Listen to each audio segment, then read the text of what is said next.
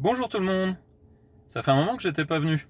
Aujourd'hui, je voulais faire une petite vidéo conseil. Pensez à vous abonner parce que je suis en train de préparer d'autres vidéos, notamment pour répondre à certaines de vos questions. Le petit conseil que je voulais donner aujourd'hui, c'est simplement des indications pour rejoindre facilement le superchargeur de Senlis. C'est un superchargeur qui est très pratique quand on arrive du nord de la France et qu'on va traverser la région parisienne. Seulement, le chemin qui est donné par la Tesla n'est pas à suivre. Quand je l'ai pris récemment, la semaine dernière, je me suis retrouvé au fond de la zone industrielle et de façon assez marrante, on s'est croisé avec au moins 3 autres Tesla. Donc visiblement, c'est pas clair et les indications du GPS ne sont pas bonnes. Donc pour vous aider, je vais vous montrer ça. Donc je viens de mettre le superchargeur de Senlis en destination. Donc c'est un superchargeur V2 où il y a une quinzaine de bornes. Donc superchargeur V2, il faut partager la puissance, ça c'est le côté un petit peu moins sympa. Surtout quand j'y étais, quasiment toutes les stèles étaient pleines, et donc on voit tout de suite la limitation aux alentours de 70 kW. L'erreur que fait le GPS, c'est de faire passer par cette route-là et d'emmener au fin fond de la zone industrielle.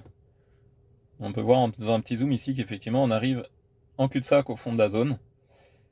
Le chemin qui veut faire passer par ici, il n'existe pas, hein. Il y a un portail ici qui appartient à l'hôtel Ibis qui est constamment fermé. De même ici, en zoomant beaucoup, on voit il y a un grillage, on ne peut pas remonter sur les stèles. La petite astuce que je vous donne, c'est donc simplement de rentrer au niveau du parking de l'hôtel depuis la route principale de Senlis. Et surtout pas aller se fourrer sur les petites routes qu'ils proposent, parce qu'en plus là c'est des routes en très mauvais état. Donc pensez à continuer, ou si vous venez de l'autre côté, à tourner tout de suite au niveau de l'indication des prix des hôtels. On ne peut pas le rater, l'entrée. Donc vous contournez, hop, vous passez comme ça ou par l'autre côté, je sais pas c'est quoi la vraie voie. Hop, il y a une espèce de petite descente et vous arrivez directement aux bornes. Si vous avez besoin d'aller aux commodités qui sont offertes par l'hôtel, il s'agit de ce bâtiment-là, euh, le Courtepaille et l'hôtel Ibis.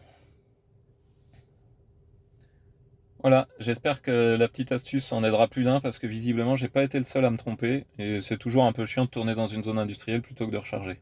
Voilà, c'est tout pour aujourd'hui. À bientôt pour d'autres vidéos, notamment où je répondrai à vos questions. Et puis j'ai un petit problème en ce moment où la voiture refuse d'ouvrir le coffre avant. Quand j'ouvre le coffre avant, il se referme tout de suite. En fait, j'ai un problème mécanique visiblement. Impossible d'accéder au frunk. Donc c'est assez sympa, je suis en discussion avec Tesla, on va voir comment tout ça se résout. À bientôt!